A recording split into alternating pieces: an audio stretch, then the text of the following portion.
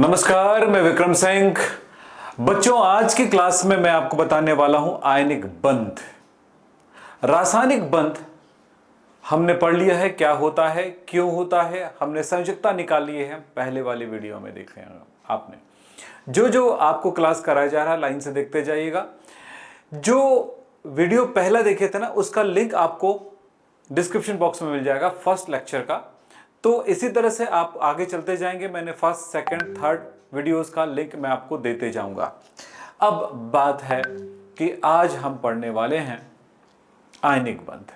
आयनिक बंध क्या होते हैं? इसको हिंदी में भी आयनिक बंध कहते हैं और इसके और भी नाम हैं, इसको जानिएगा। इसको क्या कहते हैं जरा देखें, यहां पे मैं लिखना शुरू करता हूं। देखिए, इस जो बंध पढ़ेंगे, बंध तीन प्रकार के होते हैं। पहला आयनिक बंध, दूसरा सहसंयोजी बंध और तीसरा उपसहसंयोजी बंध। आज देखने वाले हैं आयनिक बंध। तो आयनिक बंध को हम शॉर्ट में भी पढ़ेंगे और उसका डिटेल भी पढ़ने वाले हैं। तो फिलहाल आयनिक बंध को क्या कहते हैं इसको भी जानेंगे। आयनिक बंध हिंदी और इंग्लिश दोनों में कहा जाता है आयनिक बॉन्ड। इसको हिंदी में भी आयनिक बंध ही कहेंगे।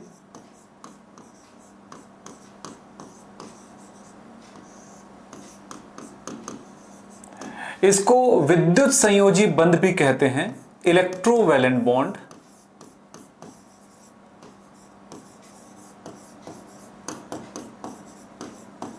और ये जो भी नाम लिया जा रहा है, इस नाम का कोई मतलब है, इसके बारे में भी बात करेंगे हम लोग। हिंदी में बोलेंगे विद्युत संयोजी बंध।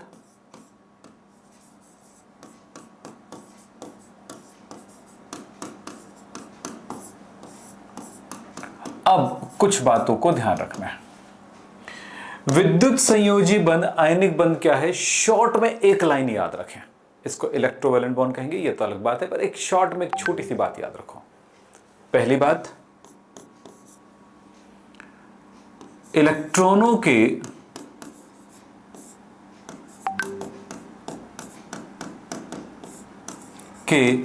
आदान प्रदान से बंध बनता है। इसकी परिभाषा लिखूंगा, या कह सकते हैं इलेक्ट्रॉनों के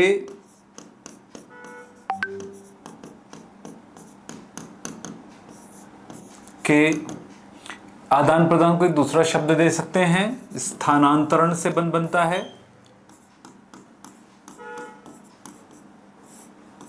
स्थानांतरण से हम ये भी ध्यान रखेंगे, एक धातु होगा और दूसरा अधातु होगा। धातु और अधातु के मध्य ये बंध बनता है। तो इसमें धातु जो है वो धन आयन बनाएगा। धातु क्या बनाएगा? धन आयन बनाएगा। और अधातु जो है ऋण आयन बनाता है।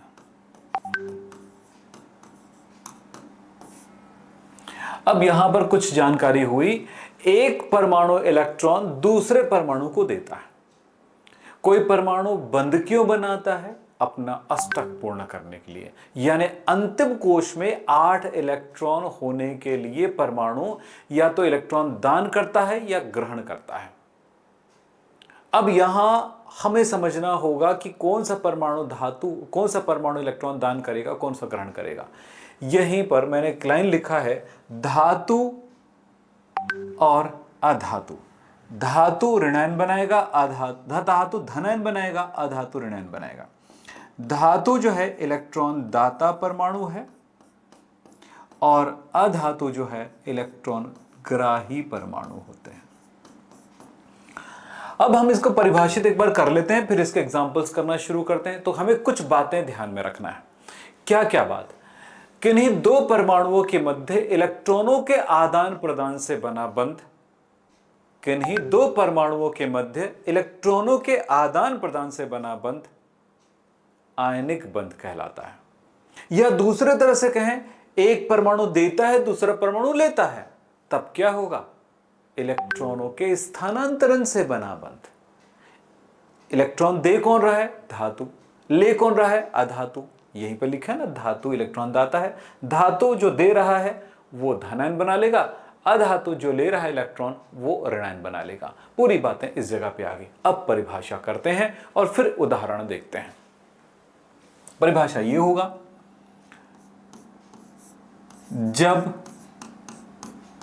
किन्हीं दो परमाणुओं के मध्य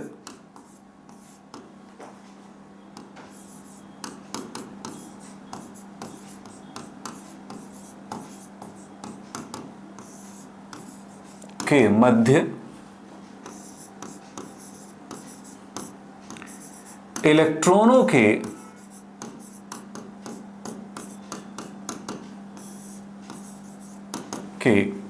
आदान प्रदान से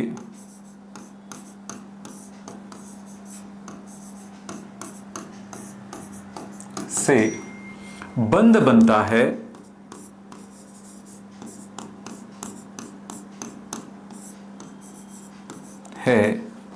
तो उसे आयनिक बंध कहते हैं।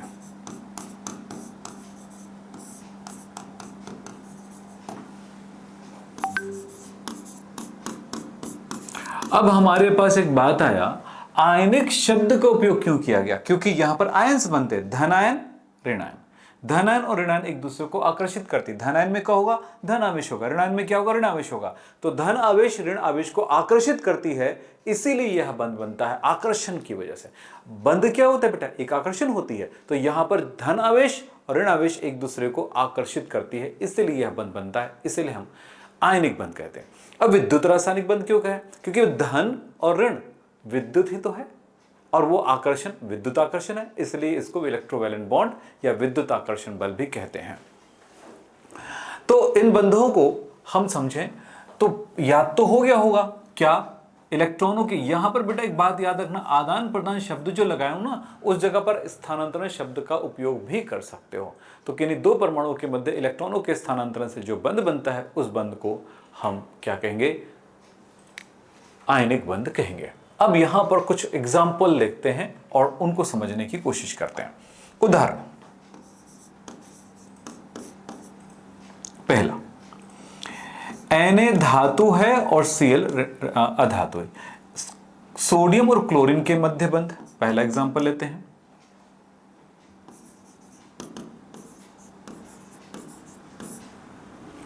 अब यहां पर देखते हैं इनके बीच कैसे बनता है ये बंध।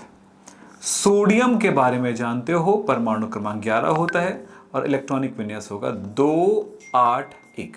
अंतिम कोश में एक इलेक्ट्रॉन है, मैंने एक बिंदु लगा दिया दिखाने के लिए, सिंपल एक तरीका है। दूसरा देखो, क्लोरीन लेता हूं। क्लोरीन का परमाणु क्रमांक 17 होता है, इलेक्ट्रॉनिक विन्यास होगा 2 8 7। अब देखो अंतिम कोश में 7 इलेक्ट्रॉन हो गया।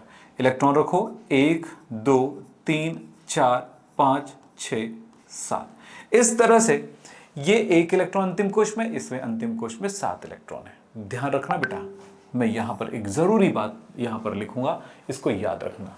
नोट, पहली बात है,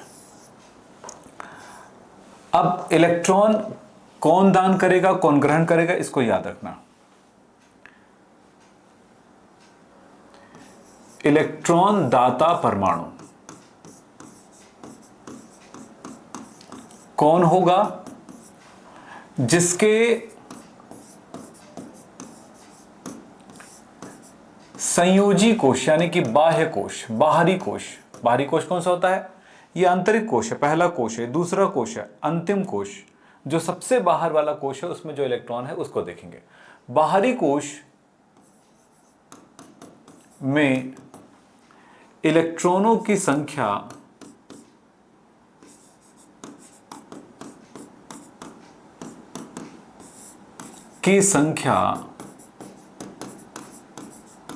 कितना होगा? इलेक्ट्रॉनों की संख्या 1 या 2 या 3 होगा। नॉर्मली यही देखने को मिलता है। अब दूसरी बात आई कि ग्राही परमाणु क्या होगा? इलेक्ट्रॉन ग्राही परमाणु हमेशा याद रखना बेटा, दाता परमाणु क्या होते हैं? धातु होते हैं। उसके अंतिम कोश में 1 2 या 3 इलेक्ट्रॉन होते हैं, 4 भी हो सकते हैं, लेकिन आपको नॉर्मल जो चीजें बता रहा हूं उस पर ध्यान देना। इसमें भी बात कर सकते हैं। ग्राही परमाणु क्या होते हैं? ग्राही परमाणु ये अधातु होते हैं। इसके अंतिम कोश में कितना, जिसके संयोजी कोश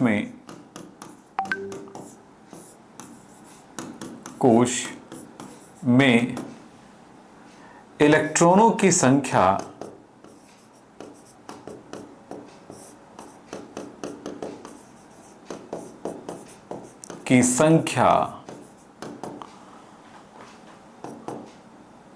कितना, नॉर्मल 4 भी से भी स्टार्ट कर सकते हो, 5, 6, 7 होते हैं, सीधा सा मतलब है। अब इन्हीं दो बातों पे ध्यान देंगे। हमने देखा यहां पर सोडियम को देखो, इलेक्ट्रॉन कितने हैं अंतिम कोश में, 1। क्लोरीन में कितना है, 7। 1 2 3 हुआ तो इलेक्ट्रॉन दान करेगा, 6 कितना मैंने बोला, 5 6 7 होगा तो इलेक्ट्रॉन ग्रहण करेगा। तो ये क्या हुआ, दाता परमाणु। ये कैसा परमाणु हुआ, दाता परमाणु। कितना दान करेगा बेटा, ये दाता परमाणु, समझना है थोड़ा थोड़ा बातें। दाता परमाणु कितना इलेक्ट्रॉन दान करेगा, जितना उसके अंतिम कोश में होगा। इससे क्या होगा कि वो 8 पूरा हो जाएगा। देखो 8 पूरा करना, ये इलेक्ट्रॉन दान कर दिया तो क्या देखने को मिलेगा, सोडियम ने इलेक्ट्रॉन दान कर दिया तो ये Na+ बन गया। अब उसका इलेक्ट्रॉनिक विन्यास क्या होगा, 2 8 हो गया। मैं केवल इलेक्ट्रॉनिक विन्यास पे ध्यान दूंगा ना, ध्यान रखना।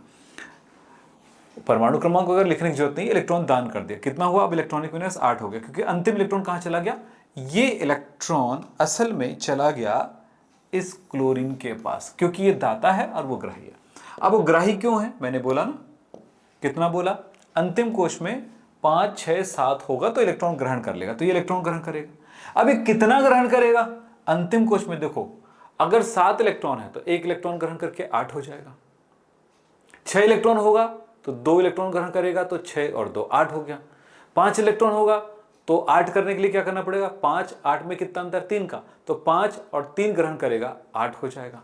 तो इस तरह से इलेक्ट्रॉन कितना ग्रहण करेगा ये भी पता चल गया। 8 पूरा करना, इसको भी 8 पूरा करना, इसलिए इसने दान किया आखिरी को खाली करके। तो इसने 1 इलेक्ट्रॉन ग्रहण कर लिया। तो चलिए, क्लोरीन के अंतिम कोश में है 7 इलेक्ट्रॉन, जैसा कि आप जानते हैं, ये लीजिए। अब ये 1 इलेक्ट्रॉन ग्रहण कर रहा है, इस इलेक्ट्रॉन को मैंने क्रॉस में लिख दिया। अब इलेक्ट्रॉन ग्रहण करने पर माइनस चार्ज।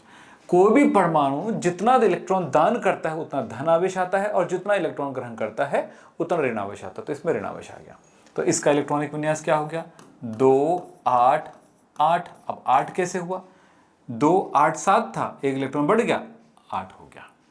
अष्टक इसका भी पूर्ण हो गया, अष्टक उसका भी पूर्ण हो गया। फाइनल हमें क्या मिला, इससे मिला Na+ और मिला हमें Cl-, और इस तरह से बन गया NaCl। इस तरह से हम NaCl का निर्माण कर दिए। ये आयनिक बंध है, क्योंकि इन दोनों के बीच में आकर्षण आया, धन और ऋण का, और इस तरह से वो दोनों आपस में जुड़ गया। ये बंधन आयनिक बंधन कहलाता है। तो आपको बात समझ में आ गई होगी। तो आयनिक बंध क्या होते हैं, क्लियर। एक एग्जाम्पल हमने देखा, दूसरा एग्जाम्पल भी देख लेते हैं। चलिए, 1 2 3 एग्जाम्पल, बहुत सारे एग्जाम्पल करना है बेटा ना। दूसरा उदाहरण, सोडियम और ऑक्सीजन के मध्य एक धातु एक अधातु। सोडियम परमाणु क्रमांक कितना होता है, 11। इलेक्ट्रॉनिक विन्यास क्या होता है, 2 8 1। पहले भी देख चुके हो, इसके अंतिम कोश में 1 इलेक्ट्रॉन। ऑक्सीजन को देखो कितना हुआ, परमाणु क्रमांक 8, इलेक्ट्रॉनिक विन्यास 2 6। दोनों का इलेक्ट्रॉनिक विन्यास आपके सामने, 6 मतलब अंतिम कोश में 6 इलेक्ट्रॉन, 1 2 3 4 5 6।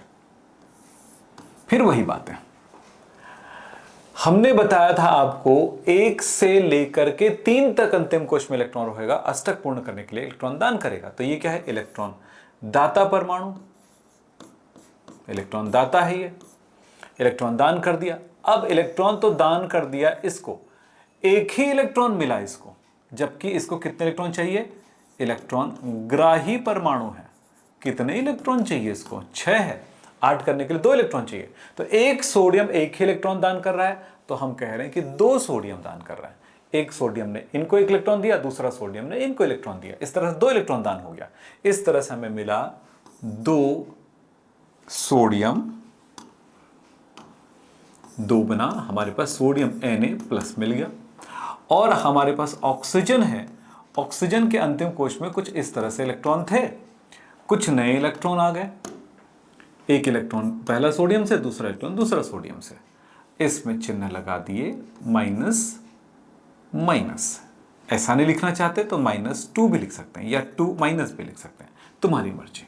तो ये तीनों में से कुछ भी लिख सकते हो, ध्यान दो, माइनस माइनस, -2 या 2 माइनस। तो चलिए मैं 2 माइनस लिख देता हूं, ये लीजिए। अब आपने यहां पर देख लिया ये चीजें, अब फाइनल करते हैं इसको। इस तरह से एक Na+2, तो ये Na2 हो गया, Na+2 हो गया, और एक ऑक्सीजन, ऑक्सीजन को वैसे के वैसे रख दें भैया। ये देखो अंतिम कोश में कितने इलेक्ट्रॉन, ये लीजिए, एक दूसरे से आया उसको क्रॉस में दिखा रहे हैं, 2 माइनस। इस तरह से फाइनल हमने देखा Na 2 बार है और ऑक्सीजन 1 बार है, तो सोडियम और ऑक्सीजन मिलकर के Na2O बनाएगा। तो इसकी संख्या भी पता चल गया। इसी तरह से कभी भी कौन कितना परमाणु जोड़ने वाला है, यह पता लगाने का एक सीधा सा तरीका है, ये कितना इलेक्ट्रॉन ग्रहण दान करेगा, 1, तो इसकी संयोजकता कितनी है, सोडियम की संयोजकता 1 है, और ऑक्सीजन कितना इलेक्ट्रॉन ग्रहण कर रहा है, 2, तो ऑक्सीजन की संयोजकता 2 है। तो ये 1 हो गया, इस जगह पे संख्या चला गया, इस जगह पे आ गया, तो क्या मिला देखो, तो सोडियम संयोजकता के आधार पर भी हम इस तरह से समझ सकते हैं। तो सोडियम कितना लगेगा, ये देखो यहां पर 2 लिख दे नीचे में, ऑक्सीजन कितना लगेगा, यहां पर 2 लिख दे, 1 लिख दें, तो कितना हुआ, Na2 हो गया सोडियम और 1 ऑक्सीजन हो गया। इससे पता चलता है कि ये जितना इलेक्ट्रॉन दान करेगा उतनी संख्या में ये परमाणु होंगे, ये जितने इलेक्ट्रॉन ग्रहण करेगा उतनी संख्या में सोडियम होंगे। तो ये छोटी छोटी बातें आपको समझना होगा। तो ये हुआ Na2O बन गया। एक हाथ और एग्जांपल कर लेते हैं, चलिए।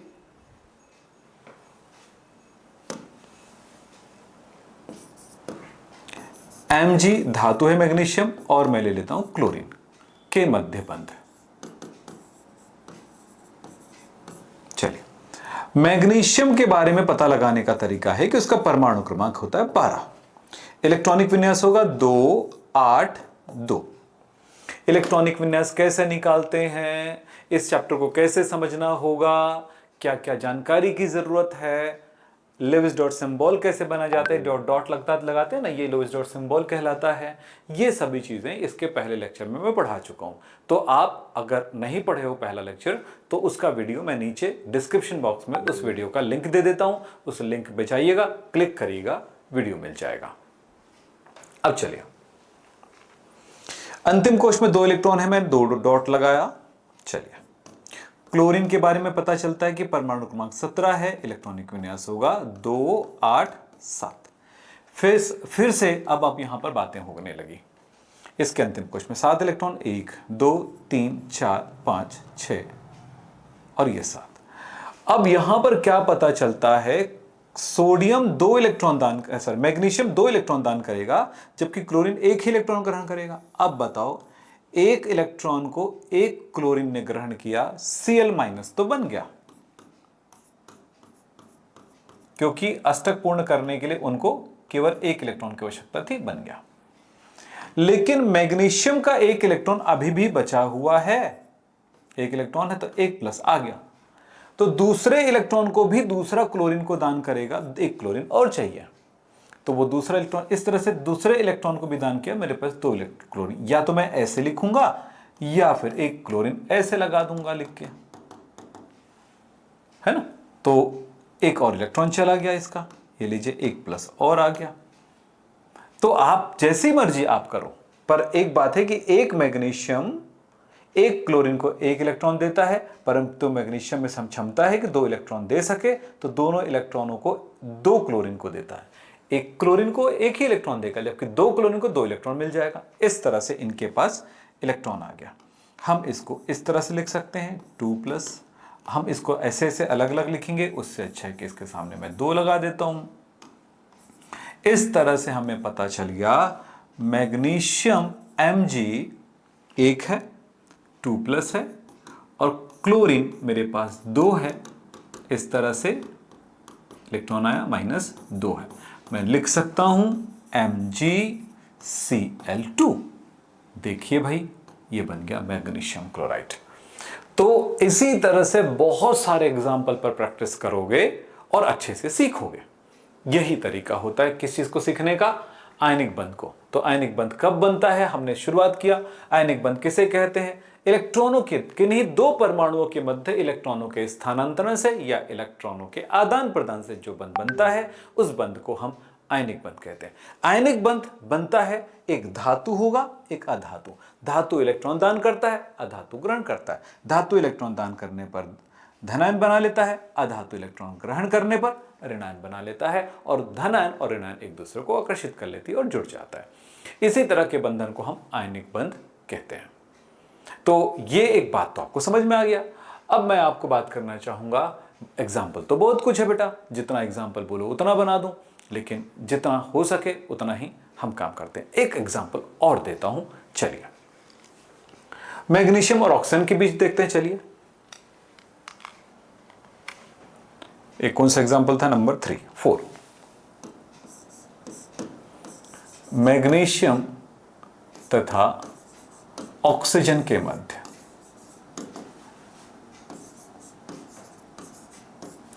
मैग्नीशियम के बारे में क्या जानते हो भैया? मैग्नीशियम का परमाणु क्रमांक 12 होता है, इलेक्ट्रॉनिक विन्यास 2 8 2 होगा। 2 इलेक्ट्रॉन अंतिम कोश में है। अब ऑक्सीजन के बारे में क्या जानते हो? परमाणु क्रमांक 8, इलेक्ट्रॉनिक विन्यास 2 6, इनके अंतिम कोश में 6 इलेक्ट्रॉन है। अब बाहरी कोश को देखें, कितना इलेक्ट्रॉन दान कर सकता है? मैंने कहा 8 पूरा करने के लिए 2 इलेक्ट्रॉन अंतिम कोश पे, 2 इलेक्ट्रॉन रख को अगर पूरा दान कर दूं तो क्या हो जाएगा? हमेशा याद रखना, 1 2 3 इलेक्ट्रॉन रहेगा, दान करेगा ही करेगा। तो ये दान कर रहा है तो 2 है तो दान करेगा, कर दिया। तो 1 इलेक्ट्रॉन ये दान करेगा, ये भी इलेक्ट्रॉन दान करेगा, ये क्लियर है। अब यहां पर अंतिम कोश में 6 है, तो 5 6 7 इलेक्ट्रॉन रहने पर 8 करने की कोशिश करता है, वो ग्रहण करता है इलेक्ट्रॉन। तो ग्रहण कैसे करेगा? 6 2 इलेक्ट्रॉन ग्रहण करेगा, 1 इलेक्ट्रॉन यहां पर, 1 इलेक्ट्रॉन यहां पर। तो चलिए हमें समझ में आया, ये 1 इलेक्ट्रॉन इसको चला गया और दूसरा इलेक्ट्रॉन इसको चला गया। इस तरह से क्या हुआ? मैग्नीशियम ने अपना दोनों इलेक्ट्रॉन दान कर दिया। ऑक्सीजन है हमारे पास, ऑक्सीजन के पास 6 इलेक्ट्रॉन होते हैं। इस तरह से 1 इलेक्ट्रॉन और ये दूसरा इलेक्ट्रॉन, 2 इलेक्ट्रॉन ग्रहण कर लिया, 2 माइनस हो गया। इस तरह से एक मैग्नीशियम ने 2 इलेक्ट्रॉन दान किया, एक ऑक्सीजन ने 2 इलेक्ट्रॉन ग्रहण किया, और इस तरह से बन गया Mg2+ और ऑक्सीजन 2 माइनस। अंतिम कोश में ये इलेक्ट्रॉन्स हो गए, और इस तरह से हमारे पास, और फाइनली क्या मिल गया? MgO का निर्माण हो गया। अब प्रैक्टिस की जरूरत पड़ती है, जितनी प्रैक्टिस उतना आप समझेंगे। अब यहां पर आपकी प्रैक्टिस जरूरत है। तो भाई आपको कितना समझ में आया, क्या क्या समझ में आया, मुझे जरूर बताइएगा अपने कमेंट बॉक्स में। और इतना कहूंगा, जिन बच्चों को मेरे कोर्स की तरफ आना है, आप एक प्रीमियम कोर्स, एक बेहतरीन कोर्स की तरफ आना है, तो मैं आप सबको एक ही बात बोलूंगा, मेरे कमेंट बॉक्स में आप अपनी जानकारी दे सकते हैं, या फिर सबसे बढ़िया रहेगा कि आप इस जगह पे नंबर लिखा हुआ है, इस नंबर पर कॉल करेंगे, मेरा बेहतरीन कोर्स आपको मिल जाएगा। केमिस्ट्री सीखने का सबसे बढ़िया मौका आपको है, और इस मौके को बिल्कुल मत छोड़िए। कितने का प्राइस है, क्या है, मेरा ऐप में जाके देख सकते हो, या फिर डायरेक्ट बढ़िया तरीका कॉल करिए और आपको क्लास पता चल जाएगा। क्लास के लिए क्या करना पड़ेगा? आप मुझे जब भी कॉल करें तो सुबह 10 बजे से लेकर के शाम को 5 बजे तक कॉल करें, तो मैं आपको पूरी जानकारी दे सकता हूं। तो चलिए साहब, अब आगे बात करते हैं। हम देखें आयनिक यौगिकों के गुण क्या होते हैं, इसके बारे में बात करते हैं। चलिए मैं थोड़ा सा आयनिक यौगिकों के गुणों के बारे में बात करता हूं। आयनिक यौगिकों के गुण, तो आयनिक यौगिकों के क्या क्या गुण होते हैं, इसके बारे में हम बात करें। चलो,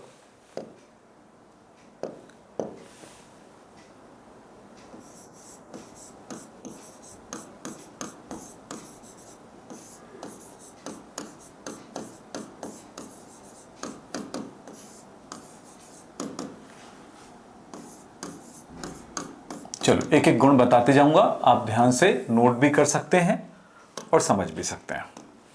पहला गुण, आयनिक यौगिक जो होते हैं वो ठोस होते हैं। भौतिक अवस्था,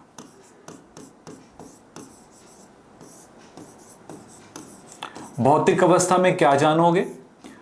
वो ठोस है कि द्रव है कि गैस है। अब आप यहां पर समझिएगा कि आपने नमक देखा है, नमक क्या होता है? NaCl, एक आयनिक यौगिक है क्योंकि Na+ है इसमें और Cl- आपस में जुड़े हुए हैं, आयनिक यौगिक है। एक धातु एक अधातु है।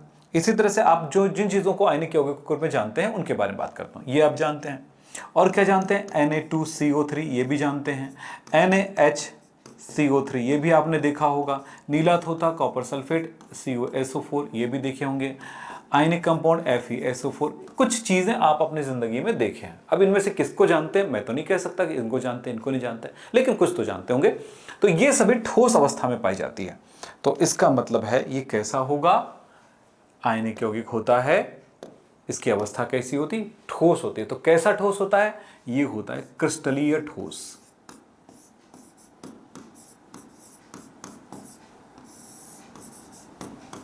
अब आपके दिमाग में हो रहा होगा कि क्रिस्टल क्या होता है। आपने नमक देखा है, नमक के उसके टुकड़ों को देखना, नमक के टुकड़ों को, नमक छोटे छोटे दाने के रूप में रहता है, उसको देखना, माइक्रोस्कोप से देखना, लेंस से देखना, आपको क्या नजर आएगा? एक निश्चित संरचना, इस तरह से क्यूब बनाते हुए इसकी संरचना होती है। तो जिस ठोस की कणों की संरचना निश्चित होती है, उसकी एक निश्चित ज्यामिति होती है, देखने में कई तरह के डिजाइन में दिखाई देते हैं, वो क्रिस्टल कहलाता है। तो क्या बोलोगे क्रिस्टल क्या होता है? ऐसा ठोस जिसकी संरचना या जिसकी ज्यामिति निश्चित होती है, यानी कि आप जितने भी नमक के कण देखोगे वैसे क्यूब क्यूब टाइप का दिखाएगा, घन टाइप का दिखाई देगा। वो किस में देखने को मिलेगा आपको? आयनिक ठोस में। तो ये क्रिस्टलीय ठोस होता है, यानी क्रिस्टल होता है। तो क्रिस्टल क्या हुआ? जिसकी ज्यामिति निश्चित होती है। दूसरी बात देखें,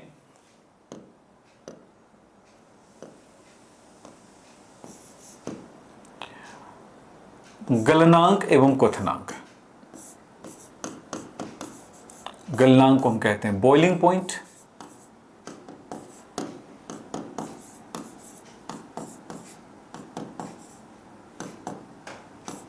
तथा क्वथनांक। वेरी, गलनांक मतलब मेल्टिंग पॉइंट बेटा, मेल्टिंग पॉइंट, मेल्टिंग पॉइंट।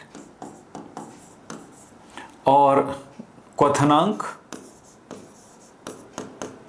क्वथनांक मतलब होता है, इसको इंग्लिश में बोलते हैं बॉइलिंग पॉइंट।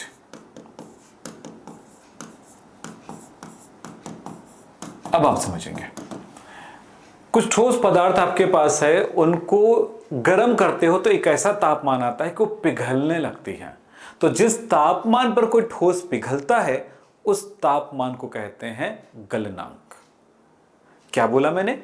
जिस तापमान पर कोई ठोस पिघलता है, जब जैसे यहां पर देखें, मेल्टिंग पॉइंट को हम लोग MP से दर्शाते हैं, बॉइलिंग पॉइंट को हम BP से दर्शाते हैं। तो आप समझना थोड़ा सा, मेल्टिंग पॉइंट जो है वो क्या होता है? मेल्टिंग पॉइंट होता है जिस ताप पर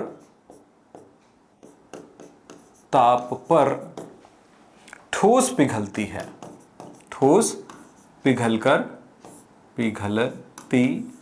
है, यानी कि पिघलेगी तो क्या बनाएगा? लिक्विड बनाएगा। तो जिस तापमान पर ठोस पिघलती है उस ताप को हम क्या कहेंगे? मेल्टिंग पॉइंट यानी कि गलनांक कहेंगे। दूसरी बात है बॉइलिंग पॉइंट। बॉइल कौन होता है? द्रव को उबालेंगे तब बॉइल होता है, यानी कि द्रव को गर्म करेंगे। तो जिस ताप पर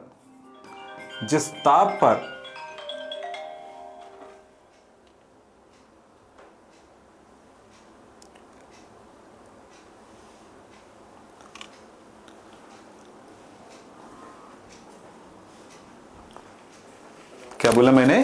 जिस ताप पर, एक मिनट से,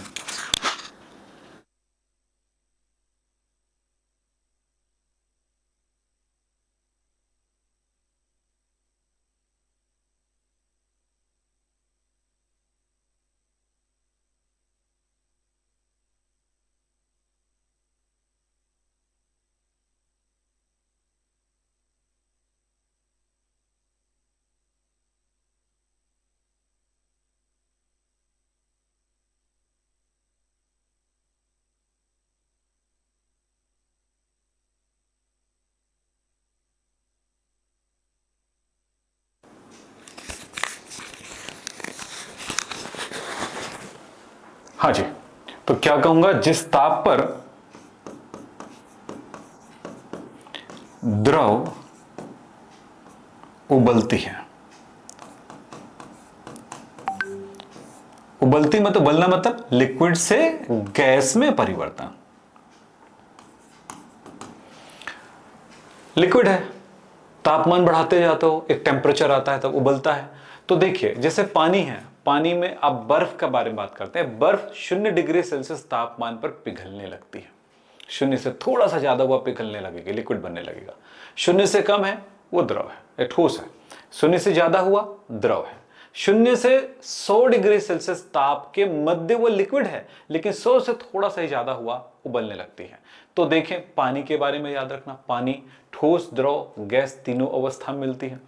तो बेटा यहां पर हम आपको यह बताने की कोशिश कर रहे हैं कि बॉइलिंग पॉइंट क्या है और बॉइलिंग पॉइंट क्या है और मेल्टिंग पॉइंट क्या है। तो आपने सिंपल सा परिभाषा देखा कि मेल्टिंग पॉइंट मतलब जिस पर पिघलती है और बॉइलिंग पॉइंट मतलब जिस पर वह उबलती है। ध्यान रखिएगा। अब यहां पर एक बात बताना चाहूंगा कि आयनिक पदार्थ के बारे में जानकारी। आयनिक ठोस, अब यहीं पर एक छोटी सी लाइन पे बात करता हूं ना, थोड़ा सा देखिए। आयनिक यौगिक, हम आयनिक बंध तो पढ़ लिए थे, पर आयनिक बंध किस, आयनिक यौगिक किसे कहेंगे? आयनिक यौगिक वे यौगिक जिनमें आयनिक बंध पाई जाती है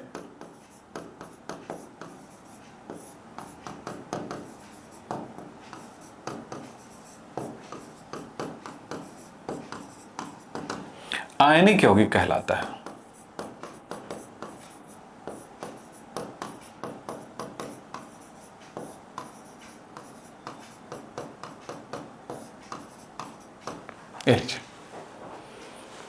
वे यौगिक जिनमें आयनिक बंध पाई जाती है आयनिक यौगिक कहलाता है। तो आयनिक यौगिकों के गुण देख रहे हैं हम। अब आयनिक यौगिक गुण में हम ये देख रहे हैं कि आयनिक यौगिक का गलनांक, मेल्टिंग पॉइंट, आयनिक यौगिकों का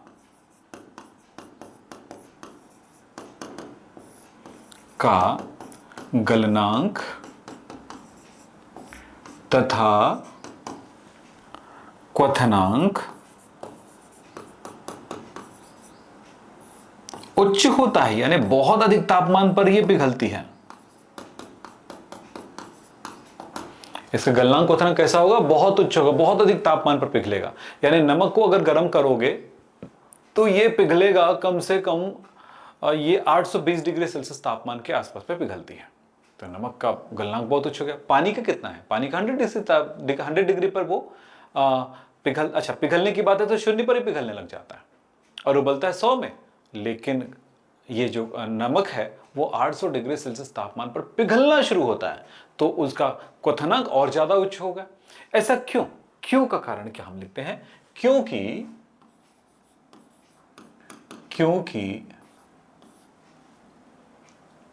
उनके आयनों के मध्य, क्योंकि आयनों से बना होता है, ये धन आयन और ऋण आयन से, आयनों के मध्य प्रबल स्थिर विद्युत आकर्षण बल होता है।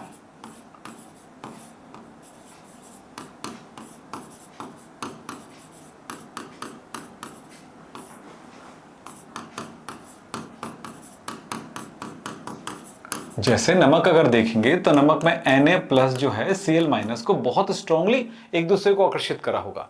तो एक Na+ जो होता है अपनी 6 दिशाओं से क्लोरीन को आकर्षित करती है और एक क्लोरीन अपनी 6 दिशाओं से सोडियम आयन को आकर्षित करती है। इस प्रकार से एक दूसरे का आकर्षण बल बहुत प्रबल होने की वजह से इनको तोड़ने के लिए, अलग करने के लिए बहुत अधिक ऊर्जा की आवश्यकता होगी।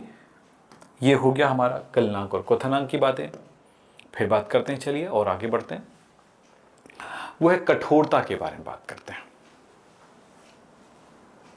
इसमें कठोरता से ज्यादा महत्वपूर्ण आपके लिए हो जाएगा विलेयता के बारे में बात करते हैं। विलेयता, विलेयता, सॉल्युबिलिटी। लगभग कठोरता के बारे में बात करें तो ये बहुत ही कठोर होता है और भंगुर होता है। अब यहां पर कठोरता भंगुरता के बारे में बात थोड़ी देर बात करते हैं। फर्स्ट बात करते हैं विलेयता की। ये ध्रुवीय विलायकों में विलेय होता है।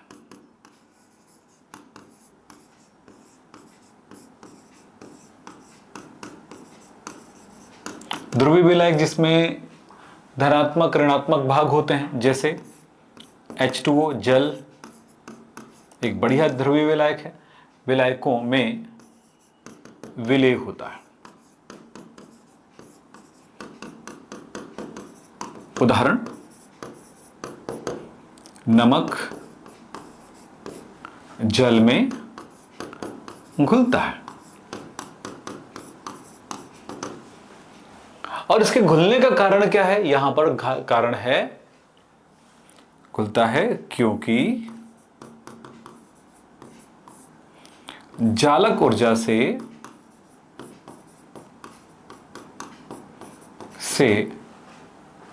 जल योजन ऊर्जा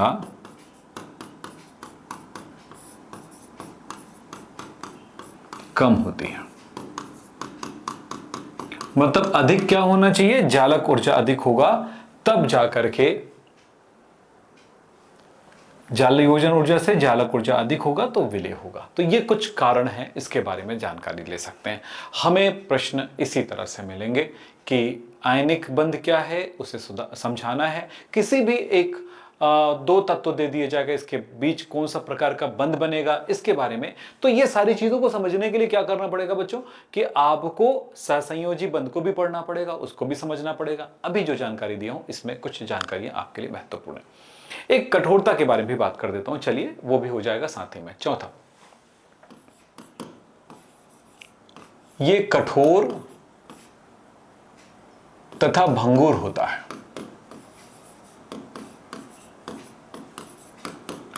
अब ये कठोर और भंगुरता का क्या मतलब? कठोर मतलब ठोस तो है, दबाएंगे इसके क्रिस्टल को तो ये प्रेशर लगाएंगे तो ही टूटेगा, लेकिन ये टूटता कैसे? पाउडर फॉर्म में आ जाता है। भंगुरता यानी बिखर जाना, तो ये बिखर जाता है। आप नमक के बड़े बड़े डल्ले देखिएगा, उसको कूटोगे पीसोगे तो पिसा जाता है, पाउडर बन जाती है। तो इसमें भंगुरता पाई जाती है। जबकि किसी भी धातु में भंगुरता नहीं पाई जाती। धातु को हथौड़े से ठोक रहे, चिपट भले जाएगी, लेकिन वो भंगुर मतलब वो क्या नहीं होती, टूटती नहीं, बिखरती नहीं, पाउडर नहीं बना सकते धातु का, तो उसमें भंगुरता नहीं होती है। लेकिन इसमें आयनिक ठोसों में भंगुरता पाई जाती है।